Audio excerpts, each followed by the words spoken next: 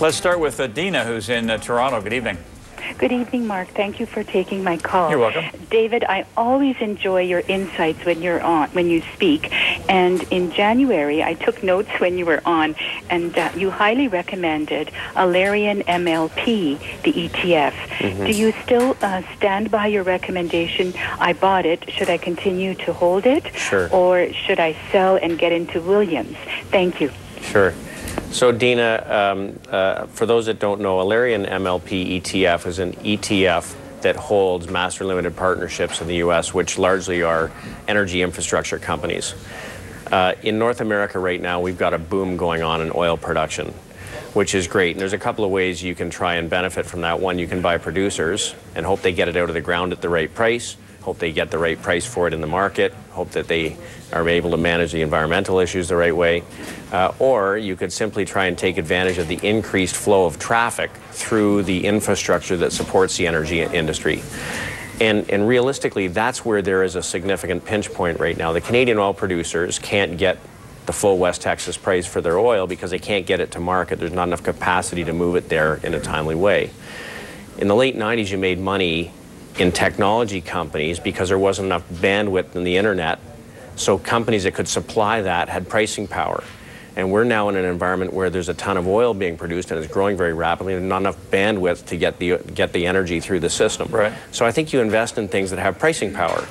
And the master limited partnerships, energy infrastructure companies have that, and they're going to see rising volumes for the next 5 years. Now, obviously, in the market we're in right now, there are some concerns about energy prices, which really don't have a big impact on these. So the MLPs all are significant yield generators. The advantage you get in buying this ETF is that as a Canadian buying an MLP in the U.S., there are tax ramifications that you probably don't want to go through. With the Alerian MLP ETF, that tax issue goes away. So it's really a yield vehicle, and you're investing in things that are similar to, in Canada, Interpipe or Pembina. Right. And I think that this is a very key long-term theme, and it has yield support, and it's one that I'd be happy to own. And why are these entities structured as MLPs, master limited partnerships, as opposed to just regular corporations? Well, because the way that they're structured is these are cash flow generating assets. It makes sense for the general partners to put these assets into a limited partnership so they can flow cash out in a tax effective way. I see. But as Canadians, it's a little bit complicated. Mm-hmm. And so you're better off to buy the ETF and not have to do filings in the U.S., which you would have to do if you bought the MLPs. I see. All right, here's an email on Walmart, the world's biggest retailer, out with earnings today. Stock was up. What are your views on Walmart as a long-term investment? When is the best time to get in? And let me just put my 2 cents in. I talked about Walmart earlier. The thing that struck me was that they've gone back to their mantra of everyday low prices and putting a lot more product on the shelves, and that seems to have really driven traffic. Right. So I'm going to start just with a basic premise, because we come at this investment process two ways. One, we take a top-down view, how do we feel about the market and the industry, and then we find leading companies within the industries we want to invest in. And I'll say off the top, we are quite cautious on equities in general. So let's take this with a grain of salt. Within the equity markets, the value retailers have been one of the stronger places to be focused. And this is because it is an area that benefits from slowly improving employment, and they're not big ticket items, and so they're winning consumers from maybe more highly priced branded companies.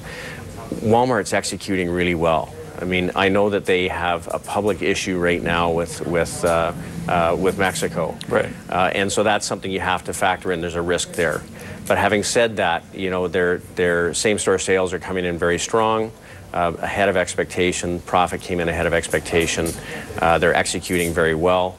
And so I think it makes a lot of sense. You have to factor in there's some risk from the equity market itself, but this is a leading company and a group that's performing pretty well. So I'd be comfortable owning the stock. But I don't own it currently. But you don't. Do you? Is it on your screens? Is it? It is. You know, I also like TJX. I also like Target in that space, and some of the dollar stores.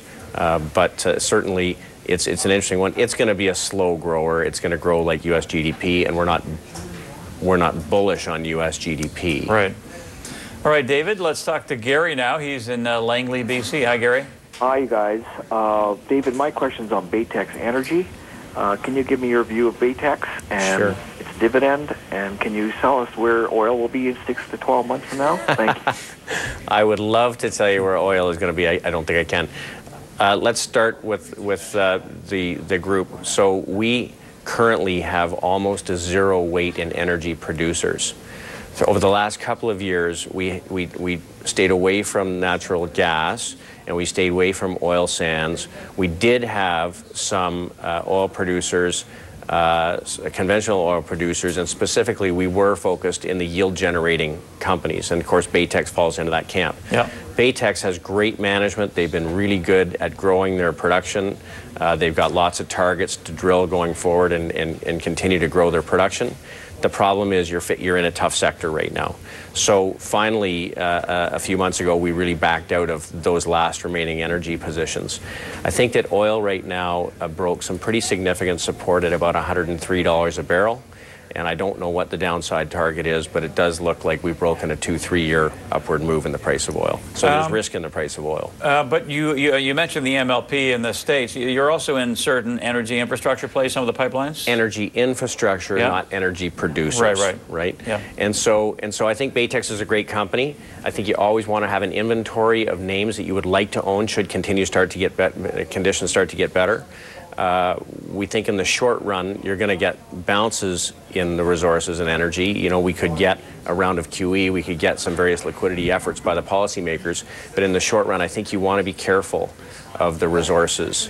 And the last thing is, you know, in the oil producers, they are having a problem getting the right price for oil in Canada because of the infrastructure issues, and so there's some pinch points there that hopefully will be resolved over the next 18 to 24 months. Okay, David, let's switch gears to another sector that you have some interest in here.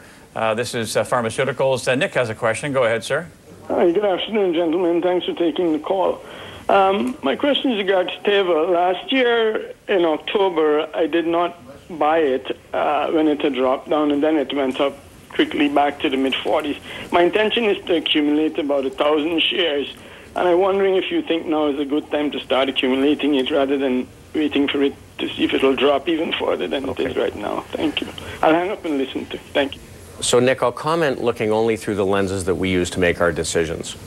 We are not bottom pickers. Our view is if we're going to look at an industry, let's find the strongest companies within the industry and focus in those leaders because they have an easier time hiring the best employees, easier time raising capital. If you went back a few years ago, the generic pharmaceutical companies were taking market share dramatically from the ethical drug companies, and as a result, their share prices were doing very well.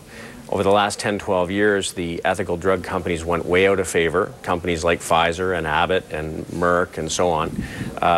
Their earnings multiples were compressed. They became quite inexpensive with very good dividend yields.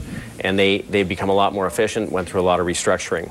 At this point, if you look at the pharmaceuticals group as a whole, the ethical drug companies look much better situated than the generics. And so I would be more focused in that area. In fact, we'll talk about one today. With respect to Teva, it's a good company. I would just say it's one of the weaker performing stocks in the group right now.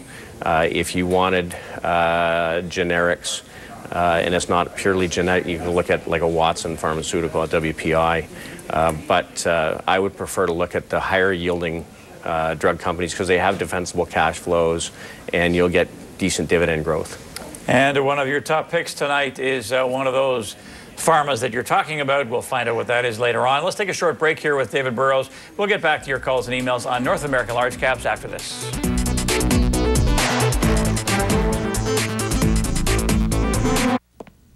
This tax